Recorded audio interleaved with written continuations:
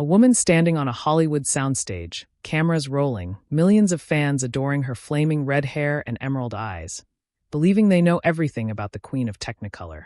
But behind that dazzling smile, behind those passionate on-screen performances, Maureen O'Hara was living a completely different life.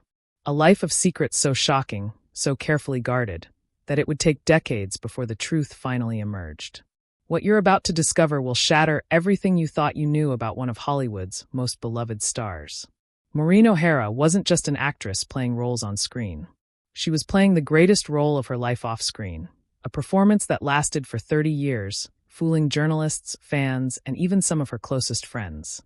This is the story of a woman who smiled for the cameras while hiding bruises under her costumes, who played passionate love scenes while trapped in a nightmare at home, who stood tall as Hollywood royalty while secretly battling demons that would have destroyed lesser souls. The double life of Maureen O'Hara is a tale of survival, deception, forbidden love, and courage that Hollywood tried to bury. Until now, let's go back to where it all began in Dublin, Ireland in 1920.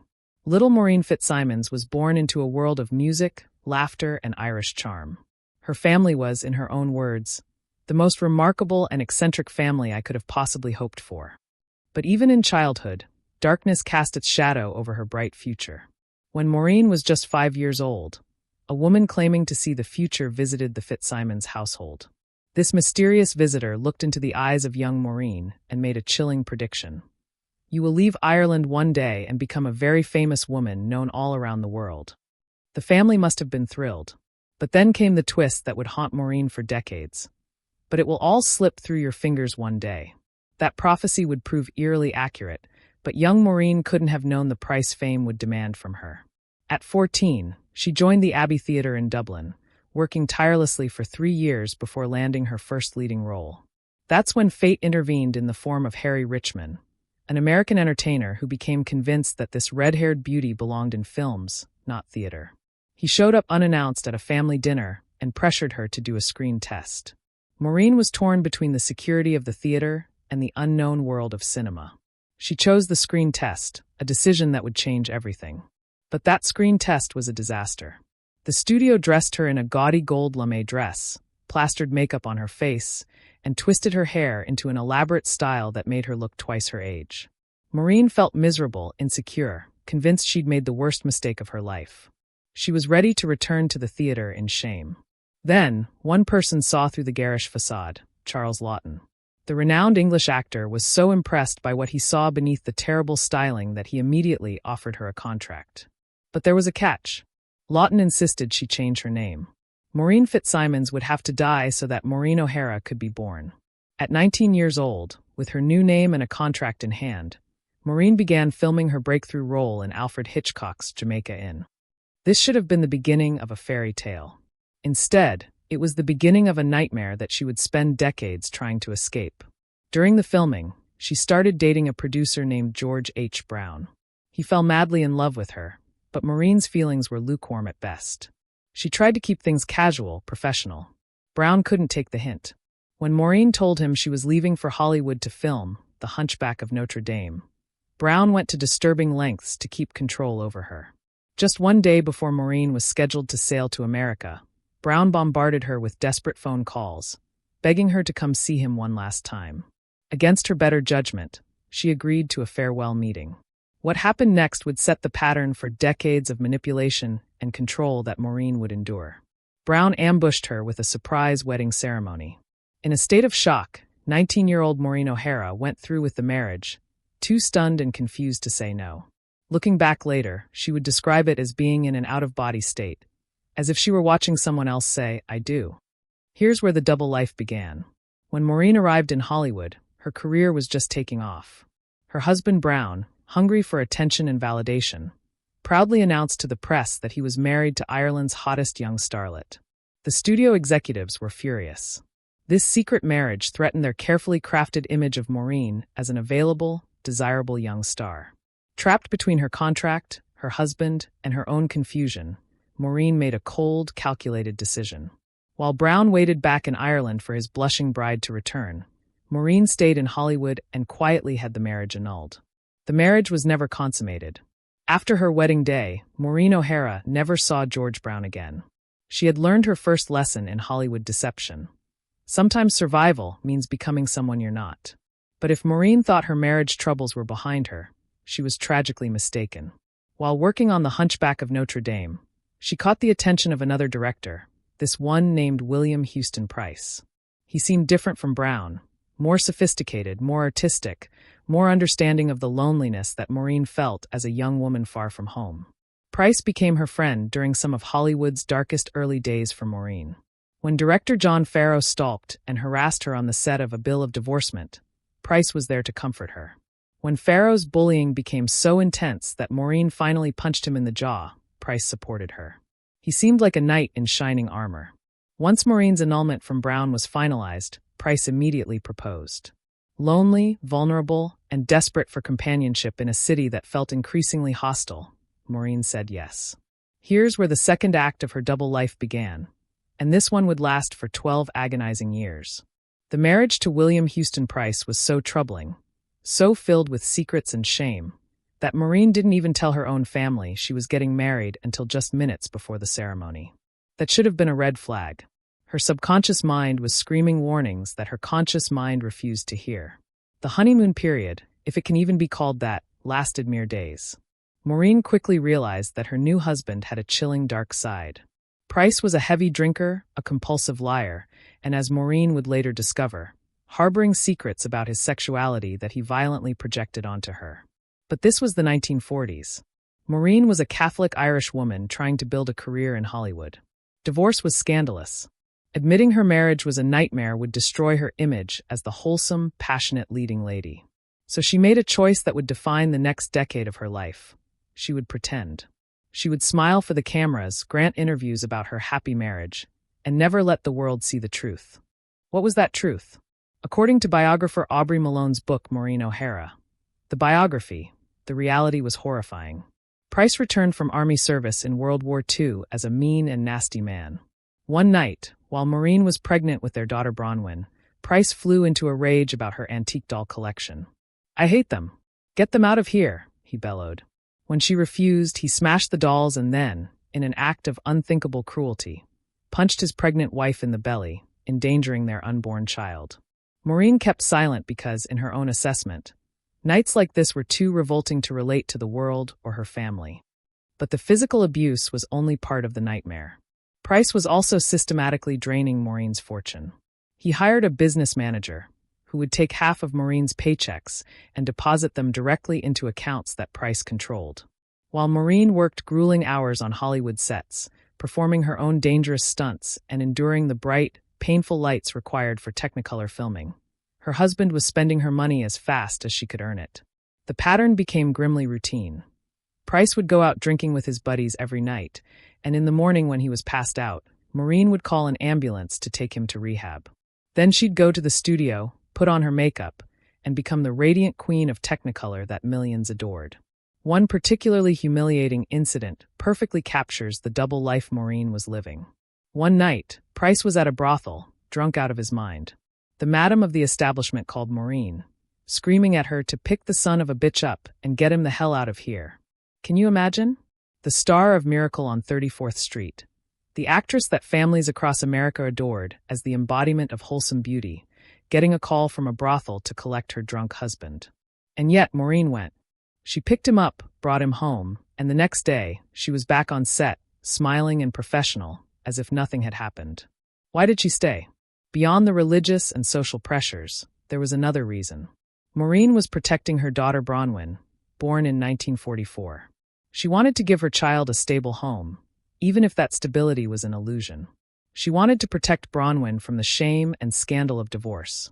So Maureen O'Hara, the woman who famously did her own stunts, who punched directors who harassed her, who stood up to studio executives, this same fierce woman felt trapped in a marriage she couldn't escape. The double life took its toll in ways beyond the obvious. During this period, Maureen fell ill with both appendicitis and painful ovarian cysts. Producer Daryl Zanuck's reaction was shockingly cruel. He complained that O'Hara just wanted time off and had her recast in a film she was supposed to do with Tyrone Power. Then, in an act of vicious slander, he spread rumors that O'Hara's health problems were left over from an abortion. For Maureen, a lifelong devout Irish Catholic, This accusation was both appalling and heartbreaking. But she couldn't defend herself too vigorously without risking her carefully constructed public image. The double life demanded silence, even in the face of lies. By the late 1940s, Maureen was becoming the queen of Technicolor, starring in lavish adventure films and westerns. Her red hair, green eyes, and pale skin were perfect for the new color film process, but the bright, glaring lights caused her to suffer from horrible headaches and a rare form of conjunctivitis. She was in physical pain, emotional anguish, and financial distress, all while the public saw only a glamorous movie star living a dream life. The gap between perception and reality had never been wider. Then, in 1951, something shifted. Price finally realized that if their miserable marriage was ever going to end, he would have to be the one to file for divorce. Catholic guilt prevented Maureen from taking that step herself. So, on what would have been their 10th wedding anniversary, Price filed for divorce and left their family home. Maureen's 12-year nightmare was finally over. Or so it seemed. Here's where the story takes an even darker turn. Years later, Maureen learned the truth that Price's family had been hiding from her and Bronwyn. Price hadn't died of a heart attack as they'd claimed. He had moved back to Mississippi and taken his own life. His family had concealed the truth, adding another layer of secrecy and deception to a relationship that had been built on lies from the beginning. When Maureen finally learned the truth, she must have wondered how much of his cruelty, his drinking, his violence, stemmed from his own inner turmoil. But by then, it was too late for answers or forgiveness. After her divorce, Maureen fled to Mexico to recover, and that's where she met Enrique Parra, a prominent politician and banker. This time, Maureen was determined not to be fooled. She was so jaded, so scarred by her experiences, that she hired a private investigator to follow Parra and verify that he had really separated from his wife as he claimed. Only after the investigator confirmed Parra's story did Maureen allow herself to begin a relationship with him. They were together for more than 15 years, though they never married. Parra seemed to be the stable, kind partner that Maureen had always deserved. But even this relationship, conducted largely in private, fed into the double life narrative. Maureen kept Parra separate from her Hollywood world, protecting both him and their relationship from the spotlight that had destroyed so much else in her life. But there was another relationship, another secret, that would prove even more explosive: her connection with John Wayne. On screen, Wayne and O'Hara had chemistry that was electric, passionate, and undeniable. They starred in 5 films together, and audiences were convinced they must be in love off-screen too. For decades, both Maureen and Wayne denied any romantic involvement. They claimed to be just great friends, almost like siblings. Maureen always insisted that while she loved Wayne dearly as a friend, they were never lovers. But then in 2014, a biography of John Wayne by Mark Elliott claimed something very different. According to sources close to Wayne, he and Maureen had carried on a secret affair for almost 20 years. The relationship allegedly began before Wayne's 3rd marriage and continued, on and off, until Wayne's death in 1979. A colleague who worked with both actors stated that Wayne was truly in love with Maureen. So why didn't he marry her? The answer reveals the complex power dynamics even in this supposedly loving relationship. According to the source, Wayne only married women he thought he could control. And he knew that Maureen O'Hara was too strong, too independent, too fierce to be controlled by any man. If this account is true, and Maureen never publicly responded to these allegations before her death in 2015, then this was perhaps the most elaborate part of her double life. For 2 decades, she and one of Hollywood's biggest stars maintained a secret romance while both pursued other relationships publicly. They worked together, socialized in the same circles, maintained a public friendship that everyone accepted at face value, all while hiding a deeper connection. The logistics alone are staggering. The emotional complexity is even more profound. What we know for certain is that Wayne and O'Hara had an extraordinarily deep bond. When Wayne was dying of cancer in 1979, Maureen visited him in the hospital. She wore a coat that he'd always admired. Wayne, weak and frail, reached for her hand and whispered what would be his last words to her. "That coat looks beautiful on you, Maureen, just like always." She smiled, walked out of the room, turned the corner, and only then allowed herself to cry. Whether they were secret lovers or just profound friends, the loss devastated Maureen. Combined with the earlier death of her 3rd husband Charles Blair in a mysterious plane crash just a year before, Maureen fell into a depression that would last for years. Let's talk about Charles Blair, because his story adds yet another layer to Maureen's hidden life. Blair was a famous aviator and brigadier general whom Maureen had first met in 1946 when he piloted her flight to Ireland.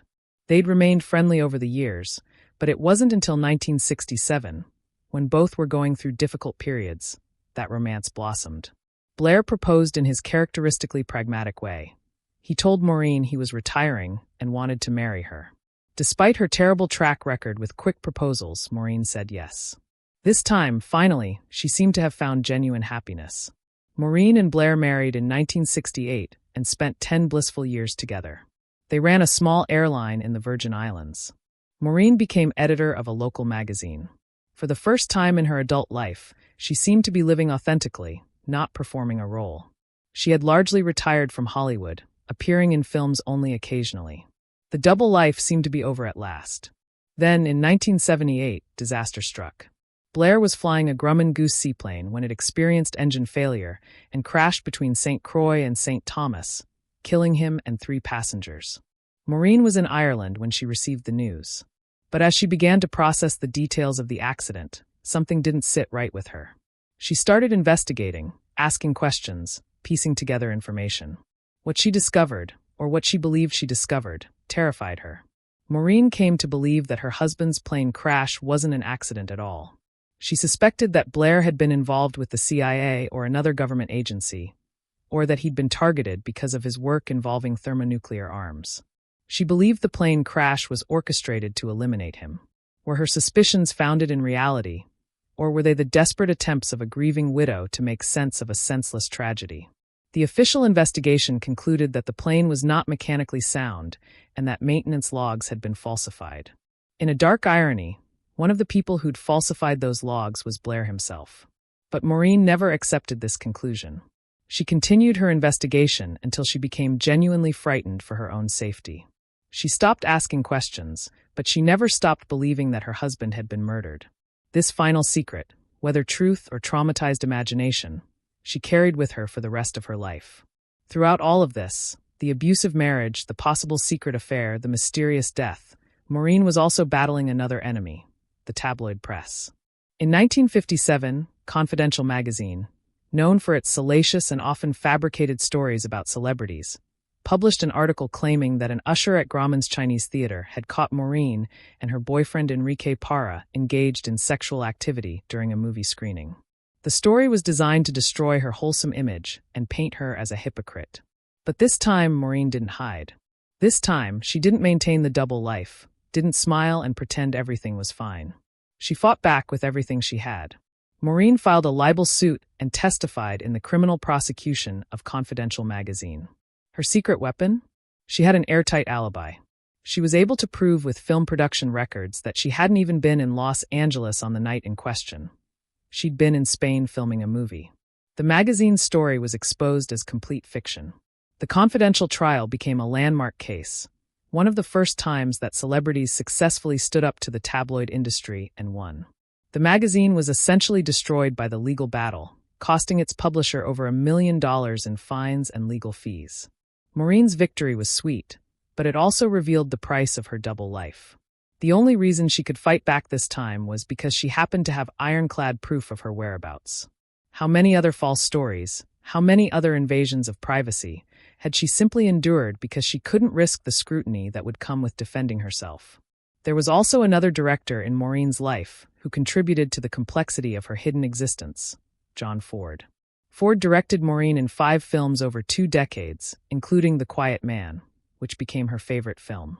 But Ford's feelings for Maureen went far beyond professional admiration. He was obsessed with her. The director wrote her long, drunken love letters declaring his desire. One recently discovered letter reads, "God, I long for you. I dream of you. Your face is constantly in my dreams." But Ford's obsession had a violent side. He would punch Maureen in the face on movie sets, in front of cast and crew. His feelings vacillated wildly between adoration and cruelty, love and abuse. Why did Maureen continue working with him? Partly because Ford was one of Hollywood's most respected directors, and working with him elevated her career. Partly because, despite his abuse, he created roles that showcased her talent and strength. And partly because in Hollywood's golden age, Women had limited power to reject powerful men without destroying their careers. So Maureen endured Ford's obsession, managed his moods, accepted his punches, and hid the truth from the public. Another secret, another performance, another facet of the double life. In 1945, at just 25 years old, Maureen did something remarkably brave. She spoke publicly about being harassed by film directors and producers, saying she was so upset with it that I am ready to quit Hollywood. This was decades before the #MeToo movement, decades before Hollywood was willing to have honest conversations about sexual harassment and abuse of power. Maureen's statements were largely ignored or dismissed at the time. The culture of silence was too strong, the protection of powerful men too entrenched. But she had spoken her truth, even if the world wasn't ready to hear it. As Maureen entered her later years, she found some peace. Her marriage to Charles Blair, though cut tragically short, had shown her what genuine partnership could look like. Her daughter Bronwyn was grown. Her career, while less active, had earned her legendary status. She published her autobiography, "'Tis Herself," in 2004, which became a New York Times bestseller. In the book, she revealed some of her secrets, her abusive second marriage, her difficult relationships with directors, her struggles in an industry that objectified and marginalized women. But even in her autobiography, some secrets remained hidden. She never fully addressed the rumors about John Wayne. She never elaborated on her suspicions about her husband's death. Some parts of the double life she took to the grave. But here's what makes Maureen O'Hara's story so powerful. Despite everything, the abuse, the deception, the secrets, the loss, she never let Hollywood break her spirit. She famously did her own stunts, including one scene in The Hunchback of Notre Dame, where she put a real noose around her neck and performed without a safety net. That willingness to risk everything, to face danger head-on, defined her entire life. She stood up to predatory directors, punching one in the jaw. She took on tabloid magazines and won. She survived an abusive marriage and still had the courage to love again. She built a successful career in an industry designed to chew up and spit out women who didn't play by its rules. The double life that Maureen O'Hara lived wasn't a choice she made freely. It was a survival strategy in an industry and an era that gave women few options. She couldn't be honest about her marriage because divorce carried too much stigma. She couldn't speak freely about harassment because powerful men controlled her career. She couldn't live openly with Enrique Parra because the moral code of 1950s America wouldn't accept it. She couldn't acknowledge her relationship with John Wayne, if indeed it existed, because both of their careers depended on their wholesome images. Every secret she kept, every lie she told, every smile she faked was a calculated decision to survive in a world that wanted to control, exploit, or destroy her. In 1989, a hurricane devastated the home Maureen had shared with Charles Blair in St. Croix.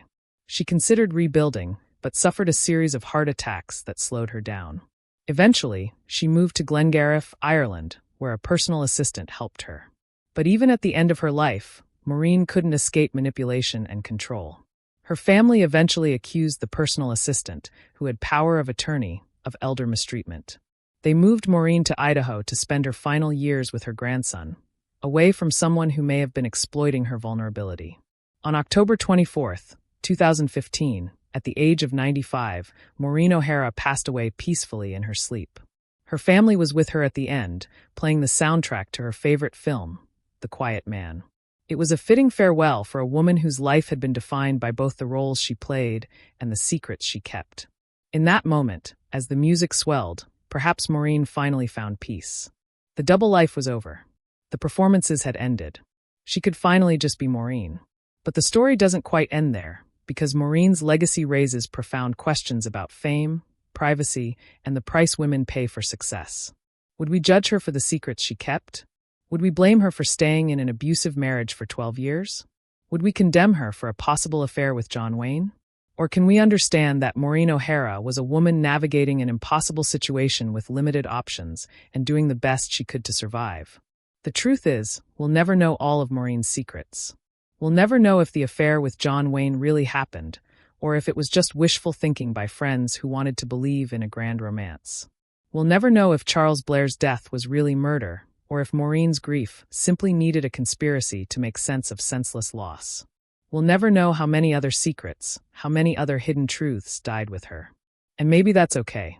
Maybe Maureen O'Hara, after giving so much of herself to the public for decades, earned the right to keep some things private. What we do know is that Maureen O'Hara lived a double life for 30 years, presenting one face to the world while hiding another truth behind it. We know that she survived abuse, harassment, betrayal, and loss. We know that she fought battles both public and private, winning some and losing others. We know that she was complicated, flawed, fierce, and human. And we know that her story, now finally being told in its fuller truth, reveals not just the secrets of one woman, but the secrets of an entire industry, an entire era, that demanded women perform impossible roles both on and off the screen. The double life of Maureen O'Hara is ultimately a story about the masks we all wear, the secrets we all keep, and the price we pay for them. It's a story about survival in a world designed to break you. It's a story about finding moments of genuine happiness in the midst of performance and deception. And it's a story about a woman who, despite everything, remained unbroken, unbowed, and unforgettable. The Queen of Technicolor may have lived in shades of gray, but her legacy shines in brilliant, undeniable color. That's the truth that no double life could ever hide.